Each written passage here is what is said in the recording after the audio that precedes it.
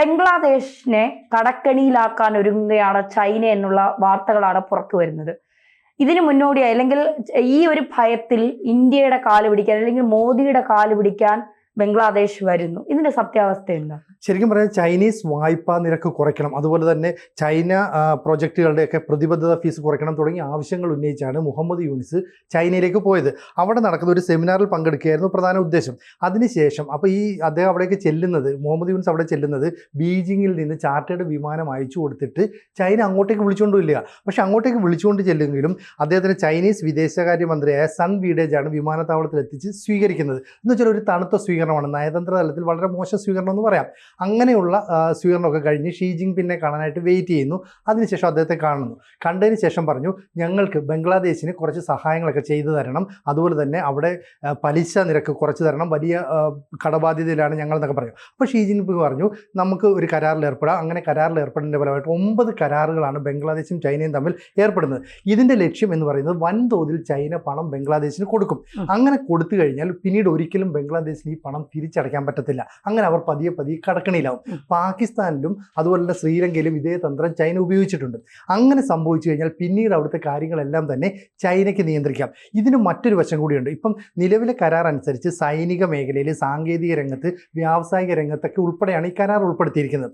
അപ്പം she ജിങ് ping പറഞ്ഞത്, ബംഗ്ലാദേശ് ഇപ്പോൾ സാമ്പത്തികമായി തകർന്നു നിൽക്കുന്നു, അവിടെ തൊഴിലില്ലായ്മ രൂക്ഷമാണ്, അവിടുത്തെ ജനങ്ങൾ പട്ടിണിയിലാണ്, അതുകൊണ്ട് ഞങ്ങൾ കുറേ വ്യവസായങ്ങൾ അവിടെ തുടങ്ങാൻ പോവുകയാണ്. ഇലക്ട്രിക് വെഹിക്കിളിൻ്റെ നിർമ്മാണം, റെഡിമെയ്ഡ് ഡ്രസ്സ്, അതുപോലെ സോളാർ പാനലുകളുടെ നിർമ്മാണം, ഇലക്ട്രോണിക് ചിപ്പുകളുടെ നിർമ്മാണം, ഇവയൊക്കെ തന്നെ വൻതോതിൽ ഞങ്ങൾ ബംഗ്ലാദേശിൽ നടത്താം.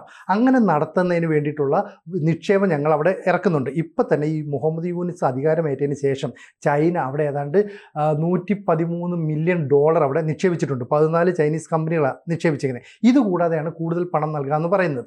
ഈ പണം നൽകുന്നത് എന്തിനാണെന്ന് വെച്ചാൽ അമേരിക്കയും ചൈനയും തമ്മിലുള്ള ബന്ധം കൂടുതൽ വഷളായിക്കൊണ്ടിരിക്കുകയാണ്. അതായത് ചൈനയ്ക്ക് നേരെ തീരുവ വർദ്ധിപ്പിക്കാനായിട്ട് അമേരിക്ക തീരുമാനം ഉടനെടുക്കും. അപ്പോൾ ചൈനീസ് ഉൽപ്പന്നങ്ങൾക്ക് ടാക്സ് കൂടുതൽ വരുമ്പോൾ അത് ഒഴിവാക്കാൻ വേണ്ടി ചൈന അവരുടെ പ്രൊഡക്ഷൻ മുഴുവൻ ബംഗ്ലാദേശിലേക്ക് മാറ്റും. എന്നിട്ട് മെയ്ഡ് ഇൻ ബംഗ്ലാദേശ് എന്ന് പറഞ്ഞിട്ട് ഈ ചൈനീസ് പ്രൊഡക്റ്റ് കയറ്റി അയക്കും. അപ്പോൾ അവർക്ക് താൽക്കാലികമായി അതിൽ നിന്ന് രക്ഷപ്പെടാം. അപ്പോൾ ഇത് സംഭവിച്ചത് എന്താണെന്ന് വെച്ചാൽ, പണ്ട് ജോ ബൈഡൻ പ്രസിഡന്റ് ആയിരുന്ന സമയത്ത് ബംഗ്ലാദേശിലെ അധികാരത്തിൽ മുഴുവൻ കൈകടത്താൻ ശ്രമിച്ചെങ്കിലും അമേരിക്കയ്ക്ക് സാധിച്ചില്ല.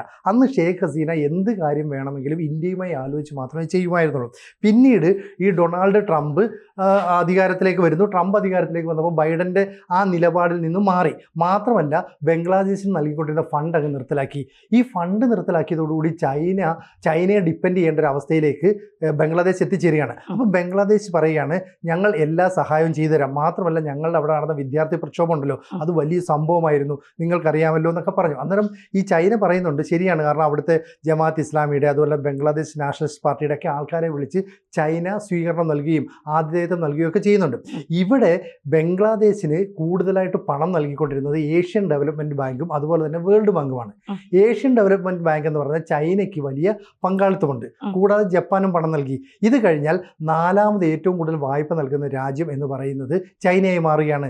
അപ്പോൾ 1975 മുതൽ ഈ 2025 വരെയുള്ള 50 വർഷക്കാലം ചൈനയുമായിട്ടുള്ള ബന്ധം കൂടുതൽ ദൃഢമാണ്. ഇക്കാലം കൊണ്ട് ഏതാണ്ട് $7.5 ബില്യൺ ബംഗ്ലാദേശ് ചൈനയോട് കടക്കാരായിരിക്കുകയാണ്. ഇതിൻ്റെ പലിശ നിരക്കൊക്കെ കുറയ്ക്കണമെന്ന് പറഞ്ഞു. അപ്പം ചൈനീസ് പ്രസിഡന്റ് പറയുന്നത് 3% എന്നുള്ള പലിശ നിരക്ക് ഞങ്ങൾ 1% അല്ലെങ്കിൽ 2% കുറച്ച് തരാം. മാത്രമല്ല, റോഡ് ആൻഡ് ബെൽറ്റ് ഇനിഷ്യേറ്റീവ് എന്ന് പറയുന്ന പദ്ധതി പ്രകാരം ഞങ്ങൾ അവിടെ പാലങ്ങൾ, റോഡുകൾ, റെയിൽവേ ഒക്കെ നിർമ്മിച്ചു തരാം.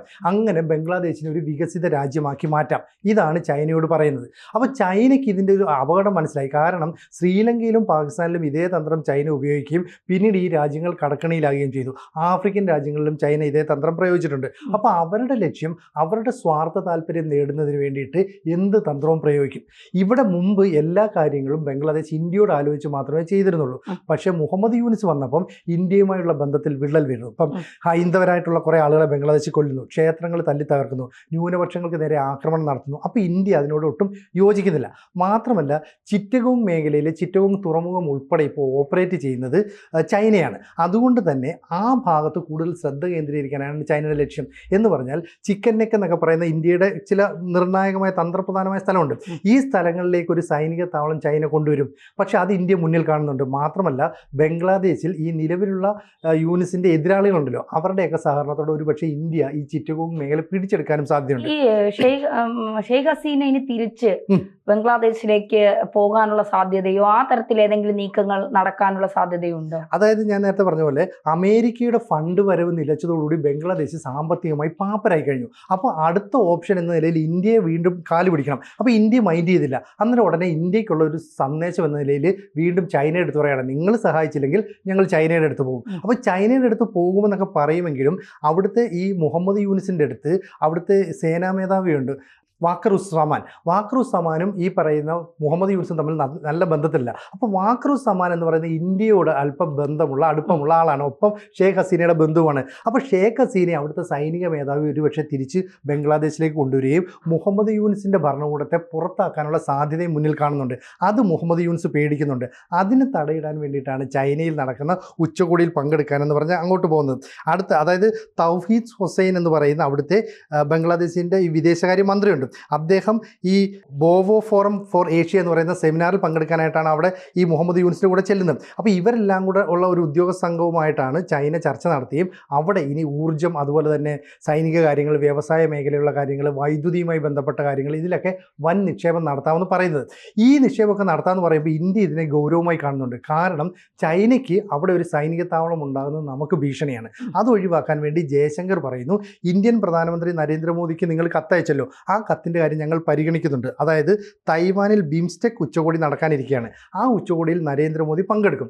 അപ്പോൾ മുഹമ്മദ് യൂനിസ് വരുമ്പോൾ ഒരുപക്ഷെ ഒരു മുറിയിലിരുന്ന് ചർച്ച ചെയ്യാനുള്ള ഒരു സാധ്യത ഞങ്ങൾ ഒരുക്കി തരാമെന്ന് ജയശങ്കർ പറയുന്നുണ്ട്. ഇതിനെ ബംഗ്ലാദേശ് ഭരണകൂടം ഏതാണ്ട് പോസിറ്റീവായിട്ട് തന്നെ കാണുന്നുണ്ട്. മാത്രമല്ല ഈ ബംഗ്ലാദേശിൻ്റെ സ്വാതന്ത്ര്യദിന ആഘോഷവുമായി ബന്ധപ്പെട്ട് ഇന്ത്യൻ പ്രധാനമന്ത്രി നരേന്ദ്രമോദിയും പ്രസിഡന്റ് ദ്രൗപദി മുർമുവും ഒക്കെ ആശംസകൾ അർപ്പിച്ച് കാർഡുകൾ അയക്കുകയും സന്ദേശങ്ങൾ അയക്കുകയൊക്കെ ചെയ്തു.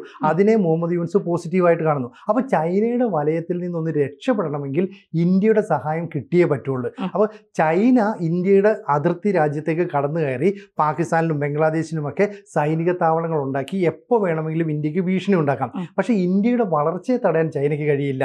ഇന്ത്യയുടെ ഈ വളർച്ചയെ ഒന്ന് മന്ദീഭവിക്കാൻ, അല്ലെ ഒന്ന് പതുക്കെയാക്കാൻ ഒരുപക്ഷെ ചൈനയ്ക്ക് സാധിക്കും. അപ്പോൾ ഇത്തരത്തിലുള്ള പ്രവർത്തനങ്ങളൊക്കെയാണ് ചൈന നടത്തുന്നത്. പക്ഷേ ബംഗ്ലാദേശ് മാധ്യമങ്ങൾ പറയുന്നത് എന്താ അറിയോ, കഴിഞ്ഞ 50 വർഷമായി ചൈനയും ബംഗ്ലാദേശും തമ്മിലുള്ള ബന്ധത്തിൽ ഏറ്റവും നിർണായകമായ ചുവടുവെപ്പാണ് ഇപ്പോൾ നടത്തിയത്. അതായത് 9 കരാറുകൾ ഒപ്പുവെച്ചു. ആരോഗ്യ മേഖലയിൽ ഏതാണ്ട് 130 കോടി രൂപയുടെ നിക്ഷേപം നടത്താമെന്ന് ചൈന പറഞ്ഞിട്ടുണ്ട്. നേരത്തെ $7.5 ബില്യൺ കടക്കണിയിലാണ് ഓൾറെഡി. ഇത് കൂടാതെയാണ് ഇത്തരത്തിലുള്ള വലിയ നിക്ഷേപങ്ങൾ അവർ നടത്തുന്നത്. അപ്പോൾ കയറ്റുമതി രംഗത്തേക്ക് ഇപ്പം ചൈനയിൽ നിന്ന് നിരവധി സാധനങ്ങൾ ബംഗ്ലാദേശിലേക്ക് ഇറക്കുമതി ചെയ്യുന്നുണ്ട്. പക്ഷേ ബംഗ്ലാദേശിൽ നിന്നൊന്നും കൊണ്ടുപോകാനില്ല. പകരം ഇപ്പം ചൈന പറഞ്ഞേക്കുന്നത് നിങ്ങളുടെ അവിടെ നിന്ന് ഞങ്ങൾ മാമ്പഴം, ചക്ക, പേരയ്ക്ക തുടങ്ങിയ സാധനങ്ങളൊക്കെ കൊണ്ടുവരാം. അപ്പോൾ ഈ ട്രേഡ് അങ്ങോട്ടും ഇങ്ങോട്ടും നടത്തുമ്പോൾ ഒരു ഈക്വലായിട്ടുള്ള ട്രേഡ് അല്ല നടത്തുന്നത്. കാരണം ബംഗ്ലാദേശിന് ട്രേഡ് നടത്താനൊന്നുമില്ല. അപ്പോൾ ചൈന വീണ്ടും പണം ഇറക്കുന്നു. ബംഗ്ലാദേശ് കൂടുതൽ അവരോട് അറ്റാച്ച് ചെയ്ത് നിൽക്കുന്നു. പിന്നീട് ഈ പലിശ പോലും കൊടുക്കാൻ പറ്റാത്ത ഒരു സാഹചര്യത്തിലേക്ക് വരുന്നു. പിന്നീട് അവിടുത്തെ കാര്യങ്ങളെല്ലാം തന്നെ ചൈനയ്ക്ക് നിയന്ത്രിക്കാം. അപ്പോൾ ഷേഖ് ഹസീന ഭരണകൂടം വീണ്ടും അവിടെ വരാതിരിക്കാൻ വേണ്ടിയുള്ള എല്ലാ പ്രവർത്തനങ്ങളും ഈ ചൈന അവിടെ ചെയ്യുന്നുണ്ട്.